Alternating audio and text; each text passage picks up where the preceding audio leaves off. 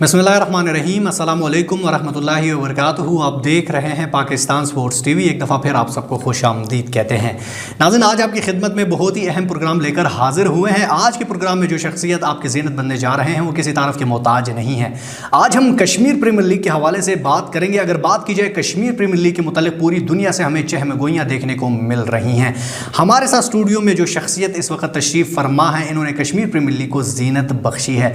जी हाँ, हमारे साथ मौजूद हैं CEO SR group of companies mister Saifur Rahman Khan Niazi. सबसे पहले तो सर बहुत शुक्रिया, आपने पाकिस्तान स्पोर्ट्स टीवी को वक्त दिया। सर, आपकी तबीयत कैसी है? अल्लाह का बड़ा करम है, शुक्रिया। अच्छा सर, सबसे पहले एक बड़ा टेक्निकल सवाल आपसे करेंगे। आपने कश्मीर प्रीमियर लीग में कोटली पैंथर के नाम से एक टीम खरीदी थी, फिर हमारी इतलात के मुताबिक कश्मीर प्रीमियर लीग की इंतजामिया से आपकी नोकझोंक रही, फिर अचानक से आपने कश्मीर प्रीमियर लीग को टाइटल स्पॉन्सर कर डाला।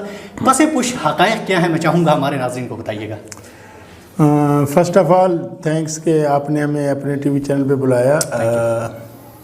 असल में कुछ चीज़ें ऐसी होती हैं कि इंसान चाहते हुए ना चाहते हुए भी उसको मिल जाती है, या उसके हिस्से में होती हैं या उसके मुकद्दर में होती हैं। हमने बड़ी नेक नीति से कश्मीर काज को उजागर करने के लिए और दिल से, और मेरे ख़्याल में जब भी आरिफ मलिक से बात होती थी तो वो कहते थे कि सबसे आसान जो उन्होंने फ्रेंचाइज़ बेची है उन्होंने मुझे बेची है। कि मुझे आमिर भाई आमिर नवाब 3-4 महीने से कुछ चीज़ें भेज रहे थे, मैं देख ही नहीं रहा था। फिर एक दिन मेरी उनसे बात हुई और नेक्स्ट डे वो कराची आ रहे थे और मैं भी कराची में था, तो हमारी मीटिंग हुई और मीटिंग में ये डिसाइड किया गया था कि अभी हमने फ़र्स्ट मीटिंग करनी है और फिर 2-3 मीटिंग्स के बाद फाइनल करेंगे। लेकिन फ़र्स्ट मीटिंग में मैंने डिसीजन लिया और हमने वो टीम ख़रीद ली। और वो कहते थे कि सबसे आसान और सबसे जल्दी ये फ्रेंचाइज भी किया। और आपको पता होगा कि हमने उसके लिए काम भी शुरू कर दिया, टैलेंट हंट प्रोग्राम भी शुरू कर दिया। कोटली पैंथर के लिए हमने प्रोग्राम भी किए और 1-2 टूर्नामेंट भी ऑर्गेनाइज़ किए। और फिर हम बड़े जज्बे जोश के साथ कि ये कश्मीर काज को उजागर करने के लिए हम काम कर रहे हैं। फिर हुआ क्या कि आपको पता है कि मेरे ग्रुप के ऊपर और मेरी कंपनीज़ के ऊपर मेरे फैमिली इश्यूज़ चल रहे हैं। मेरी फैमिली ने मेरे ऊपर FIA में, नैब में और SCCP में केसेस किए हुए हैं। तो ज़ाहिर है वो मीडिया पे भी आते हैं, सोशल मीडिया पे भी आते हैं और लोगों को मसले मसाइल होते हैं। तो इनकी कुछ होगी मैनेजमेंट की मजबूरी, उस इशू की वजह से इन्होंने ना हमारी टीम जो है ना टर्मिनेट कर दी। इन्होंने हमें ईमेल्स वगैरह की, हमने देखी नहीं देखी, जो भी था इशू। फिर आपको पता है कि इनका जो अंथम सॉन्ग था जो KPL का, वो हमने टोटल स्पॉन्सर किया था। फिर वो इवेंट होते होते कोविड की नज़र हो गया। फिर आखिर में जब हमें पता चला कि जी हमारी टीम तो ख़त्म हो गई है, तो हमारा मैटर कोर्ट में हम गए। और फिर उस पीरियड के दौरान 2-3 दफ़ा हमारी मुलाकात हुई आरिफ मलिक साहब से, शहजाद साहब से। तो मकसद है, हमें उनकी नीयत पे शक नहीं है। वो मकसद है, कुछ चीज़ें ऐसी होती हैं कि इंसान ना चाहते हुए भी मजबूर हो जाता है। उनके ऊपर प्रेशर था, पाकिस्तान क्रिकेट बोर्ड का हो या आज़ाद कश्मीर की तरफ से या किसी भी एनी गवर्नमेंट इदारों की तरफ से, एजेंसीज़ की तरफ से। तो हमारे ख़िलाफ़ जो मुखालिफिन हैं, जो हमारे ऊपर झूठे इल्ज़ामात और प्रोपेगेंडा करते हैं, उन्होंने तो यहाँ तक कहना शुरू, वीडियोज़ बन गई कि जी सैफुर्रहमान ने कश्मीर की आज़ादी को बेच दिया, सैफुर्रहमान ने कश्मीरियों को बेच दिया, सैफुर्रहमान ने कश्मीरियों के नाम पे ये फ्रॉड कर दिया, वो फ्रॉड कर दिया। इतनी वीडियोज़ आई तो डेफिनेटली एक तकलीफ़ होती है कि आप एक नेक जज्बे के साथ कोई काम करने जा रहे हैं और आपके जो दुश्मन हैं, जो आपके मुखालिफिन हैं, जो शरपसंद अनासर हैं, जिनको कुछ भी अच्छा होता हुआ नज़र नहीं आता, उनको अच्छाई में भी बुराई नज़र आती है, उनको अच्छाई में भी कीड़े नज़र आते हैं। उनको एक वो बंदर के हाथ में डुगडुगी आ गई, उन्होंने बजानी शुरू कर दी। वो 2-3 हैं डुगडुगी बजाने वाले, तो उन्होंने इतनी डुगडुगी बचाई जी कश्मीर बिक गया, कश्मीरियों को बेच दिया। तो वो कहते हैं भाई इज़्ज़त तो ज़िल्लत के ख़जाने तो अल्लाह के हाथ में है, किसी बंदर के हाथ में तो है नहीं। बंदर का काम है डुगडुगी बजाना या अपने बाल नोचना। तो वो बंदर की तरह कभी उस दरख्त पे कभी उस दरख्त पे छलांगे मारते रहे। तो हमने भी खामोश हो गए। हमने कहा चले अदालत में केस है, जब अदालत फ़ैसला करेगी, हमारा हक़ हलाल का पैसा होगा तो हमें मिलेगा। फिर दोबारा हमारे मुज़ाकरात हुए आरिफ मलिक साहब से और शहजाद साहब से। तो इन्होंने हमें कहा कि आप टाइटल स्पॉन्सर ले लें। ये बल्कि इन्होंने हमें 1-2 और टीम्स की भी ऑफ़र की। तो हमने कहा नहीं, अगर हमने लेनी है तो वही कोटली पैंथर लेंगे, नहीं तो हम नहीं लेंगे। और जो हमारे मुकद्दर में होगा, अदालत में साल बाद फैसला हो, 2 साल बाद हो, 10 साल बाद हो। और ये बात उस दिन स्पीच में भी मैंने कही थी कि इज़्ज़त ज़िल्लत के ख़जाने अल्लाह के हाथ में है। یہ بدبخت ہمیں ایک ٹیم سے محروم کرنا چاہتے تھے. اللہ تعالیٰ نے پوری KPL ہماری جھولی میں رکھ دی کہ اب پہلے ہم صرف اپنی ایک ٹیم ہوتی اور ایک ٹیم کے کھلاڑیوں کے لیے تگ و دو کرتے یا بھاگ دوڑ کرتے. اب شکر الحمدللہ پورا ٹورنامنٹ ہماری چھتری کے نیچے ہوگا. اور جو بدبخت ہم سے کوٹلی پینتھر چھیننا چاہتے تھے اب وہ نام لیں گے تو پہلے سیف الرحمان SRG KPL کہیں گے. تو یہ ایک اللہ تعالیٰ کی طرف سے ہمیں ایک تحفہ ملا ہے اور اس میں KPL کی مینجمنٹ کا شکر گزار ہوں, عارف ملک صاحب کا اور شہزاد صاحب کا. تو عزت و ذلت کے خزانے تو اللہ کے ہاتھ میں, کسی کے ہاتھ میں نہیں ہے. تو کیونکہ یہ بہت سے ہمارے چاہنے والوں کے بھی دلوں میں تھی اور جب ان کے ڈرافٹ ہوئے لوگ پوچھتے تھے کہ آپ کی ٹیم کون سی ہے. تو یہ حقیقت تھی جو ابھی آپ کو میں بتا رہا ہوں. یہ لوگوں کے ذہن میں ایک مخمصہ ہو یا ایک سٹوری ہو کہ کیا ہوا تھا کیا نہیں ہوا تھا.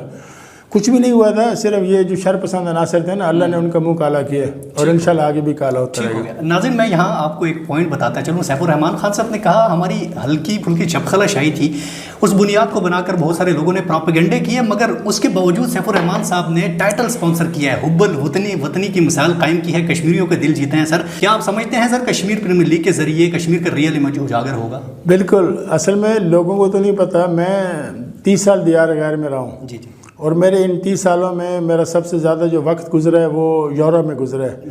اور یورپ میں جب ہم فیبرری میں کشمیر ڈے مناتے ہیں, جو ہمیں یکجہتی مناتے ہیں, تو جتنی ہم سٹرگل کرتے ہیں وہاں پہ جلسے کرتے ہیں, پروگرام نکالتے ہیں, ایمبیسیز کے سامنے جاتے ہیں, UN کے فورم پہ جاتے ہیں. اور کئی دفعہ میں اٹلی سے گیا ہوں, جو ہمارے وہاں پہ اٹلی کے اندر جو کشمیری بھائی ہوتے تھے ان کے ساتھ جاتے تھے. اٹلی کے اندر پروگرام ہوتے تھے یا یورپ میں کہیں پہ بھی ہوتے تھے. آزاد کشمیر سے پرائم منسٹر کا آنا یا میری سردار قیوم صاحب سے میرا نہیں صدر ذوالقرنین صاحب سے میں نے انٹرویو کیا تھا ان کا. یعنی میں اس وقت جرنلسٹ تھا, ایکسپریس کا میں ریزیڈنٹ ایڈیٹر تھا. میں نے کبھی کسی کو بتایا نہیں ہے کہ میں خود. بالکل اس سوال پہ ہم آگے آئیں گے سر. تو وہ میں نے پہلا جو میرا انٹرویو تھا نا وہ پریزیڈنٹ ذوالقرنین صاحب کا تھا. 1.5 گھنٹہ میں نے ان کے ساتھ سفر کیا اور میں نے انٹرویو کیا, ایمبیسی جا رہے تھے. اور اس کے بعد پھر میں نے بیرسٹر سلطان محمود کا انٹرویو کیا, ان کو بھی ہم نے پروگرام میں بلایا تھا, وہاں پہ PJ میر کو بھی بلایا تھا. تو وہ ایک میڈیا کے حوالے سے میری تھی ایکٹیویٹیز, لیکن وہ کبھی میں نے بتائی نہیں کسی کو. تو یہ سب سے اچھا موقع ہے. کیوں کہ جب KPL کے حوالے سے میچز ہوں گے, آلریڈی میڈیا نے اس کو انڈین میڈیا نے اس کو پروپیگنڈا بنایا ہوا ہے. تو میں نے اس دن بھی کہا تھا کہ جتنے بھی ہمارے پاکستانی دوست ہیں وہ یورپ کے اندر رہتے ہوئے اپنے دوستوں کو گھروں میں انوائٹ کریں, وہاں پہ دعوت رکھیں, ان کو لائیو میچ دکھائیں, ان کو لنک شیئر کریں اور ان کو بتائیں کہ یہ پاکستان کا جو کشمیر ہے اس میں کیا ہو رہا ہے اور انڈیا کے کشمیر میں کیا ہو رہا ہے. یہ بالکل کرسٹل کلیئر ہوگی. اسی چیز سے تو ان کو آگ لگی ہوئی ہے. ان کو اس چیز سے تھوڑی غرض ہے کہ ایک KPL ہو رہی ہے, یہ ایک ٹورنامنٹ ہی ہے نا, ایک 10 روزہ ٹورنامنٹ ہے, اس سے کیا فرق پڑتا ہے. لیکن ان کو پتہ ہے کہ جب انٹرنیشنلی لوگ دیکھیں گے اور ہر چیز کرسٹل کلیئر ہوگی تو ان کا منہ کالا ہوگا. ایگزیکٹلی. سیف الرحمان صاحب کا کہنا ہے کہ کشمیر پریمیئر لیگ کے ذریعے کشمیر کا جو ریئل امیج ہے وہ اجاگر ہوگا. بارڈر کے اس پار جو کشمیر میں جو بھارتی سرکار کی جانب سے ظلم و جبر ڈھایا جا رہا ہے وہ بھی امیج سامنے آئے گا. آگے بڑھتے ہیں سر. سلوگن ہے کھیلو بہادری سے, کھیلو دل و جان سے. کون سا پسند کریں گے آپ؟ میں تو کہتا ہوں جیسے ہم نے اس کا کوٹلی پینتھر کا بھی بنایا تھا کہ ہم دل جیتیں گے. جی. تو ہم تو ہمیشہ سے دل جیتنا چاہتے ہیں اور اسی لیے اس کے لیے KPL کے لیے تو میں کہتا ہوں کھیلو آزادی سے, کھیلو بہادری سے اور کھیلو دل و جان سے. جیسے جب میں نے اس کا لاہور قلندر کے شیئرز خریدے تھے, لاہور قلندر کا بھی میں اسپانسر بنا تھا, تو ان کا تھا دل و جان, دل سے, ہم ہیں قلندر دل سے. تو میں نے اس کو کہا تھا کہ اب اس کو چینج کر دو کہ آج سے ہم ہوں گے ہم ہیں قلندر دل و جان سے. ٹھیک ہو گیا. تو یہ آزادی اور بہادری دونوں چیزیں چاہیے. بہادری نہیں ہوگی تو آزادی نہیں ملے گی. ایگزیکٹلی. اچھا سر, بھارت نے اپنی تعصبانہ پالیسی کو جاری رکھتے ہوئے کھیل کے میدان میں بھی ٹانگ اڑا دی ہے. بہت سارے غیر ملکی کھلاڑی کو دھمکی دے ڈالی ہے جس وجہ سے بہت سارے غیر ملکی کھلاڑی کشمیر پریمیئر لیگ کا حصہ نہیں ہوں گے. اس دھمکی کو آپ کس نظر سے دیکھتے ہیں سر؟ کیا واقعی بھارت نے بزدلانہ حرکت کی ہے؟ وہ میں اکثر لوگوں کو مثال دیتا ہوں کہ اگر آپ گھر جا رہے ہیں, آپ گھر میں جا رہے ہیں اور راستے میں کتا بھونکنا شروع کر دے گا تو اس کا مطلب یہ تھوڑی ہے آپ گھر نہیں جائیں گے. یہ تو بھونکتے رہیں گے, ان کا کام ہے. یہ ان کے گھر میں کسی کو طلاق ہو جائے تو وہ سمجھتے ہیں پاکستان نے کرائی ہے.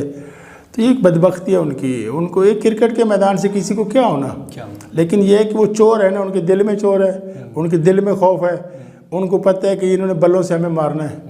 تو اس وجہ سے جو ہے نا وہ واویلا مچا رہے ہیں. لیکن انٹرنیشنل پلیئر آئیں گے انشاءاللہ, اور اگر اس سال نہیں بھی آ سکے تو اگلے سال اور بڑی تعداد میں آئیں گے. اور ہم چاہتے ہیں کہ آزاد کشمیر میں کشمیریوں کا جو ہے نا ٹیلنٹ سامنے آئے. بالکل, دو غیر ملکی کھلاڑی شرکت کر رہے ہیں جن کا بڑا نام ہے. اچھا سر, آپ نے بھارت کو تو لتاڑ دیا ہے, آپ ایک انٹرنیشنل بزنس مین ہیں, کہیں اس بات سے آپ کے بزنس پر تو فرق نہیں پڑے گا؟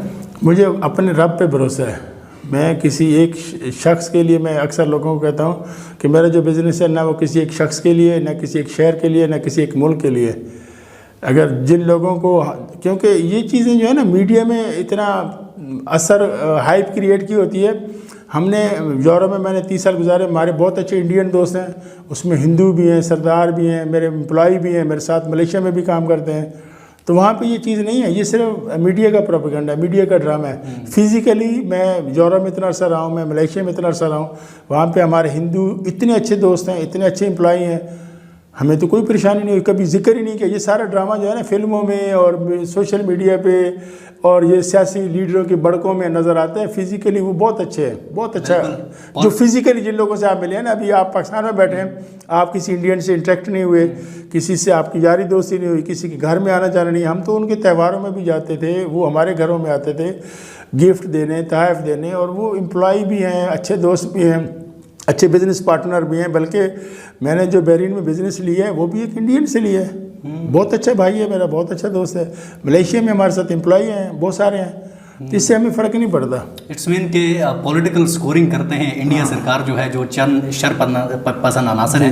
سر آگے بڑھتے ہیں. سر آپ کے اردو کے الفاظ کا چناؤ بڑا شائستہ ہوتا ہے. میں یہی سوچ رہا تھا کہیں آپ صحافت سے وابستہ تو نہیں رہے. آپ نے بتا دیا کہ میرا تعلق بھی صحافت سے وابستہ رہا. سر کتنا عرصہ صحافت سے وابستہ رہے, کتنے آپ نے انٹرویوز؟ اصل میں نے جو عمران خان کا میں نے انٹرویو کیا تھا, ایگزیکٹلی, بالکل, جب عمران خان کچھ بھی نہیں تھے, اور 2007 میں جب عمران خان اٹلی آئے تھے, اور وہاں پہ اٹلی میں جو ان کی تنظیم سازی کی گئی تھی, اور میں نے ایک یا 1.5 گھنٹے کا میں نے انٹرویو کیا تھا عمران خان کا, وہ ابھی بھی میرے پاس ہے. اس کے بعد یہ جو بھی پولیٹیکل پارٹیز آئی تھی, ڈاکٹر ذاکر نائک کا میں نے انٹرویو کیا, یو کے سے جتنے لوگ آتے تھے یہ ان کا کیا, لارڈ نذیر کا انٹرویو کیا. تو وہ میڈیا میں بہت ساری چیزیں میں ابھی ذکر نہیں کرنا چاہتا کہ لوگوں کی دوستی نا آپ سے نہیں ہوتی, آپ کی شکل سے نہیں ہوتی. ان لوگوں کی دوستی کیمرے سے ہوتی ہے. جو آپ کے بارے میں اچھی خبریں لگائے گا, آپ ان کو خوش کریں گے تو اچھی خبریں لگیں گی. جس دن آپ نے لین دین چھوڑ دیا تو آپ کی خبر الٹی شروع ہو جائیں گی, الٹی گنتی ہوگی. تو یہاں پہ ہم چاہتے ہیں کہ زرد صحافت کو پروان چڑھانے کے بجائے جو حقیقی صحافی ہیں, جو نیوٹرل کردار ادا کریں. یہ نہیں ہے کہ ایک پارٹی کے فریق بن جائیں. آپ حق اور سچ دونوں چیزیں بتا دو, آگے عوام کا کام ہے.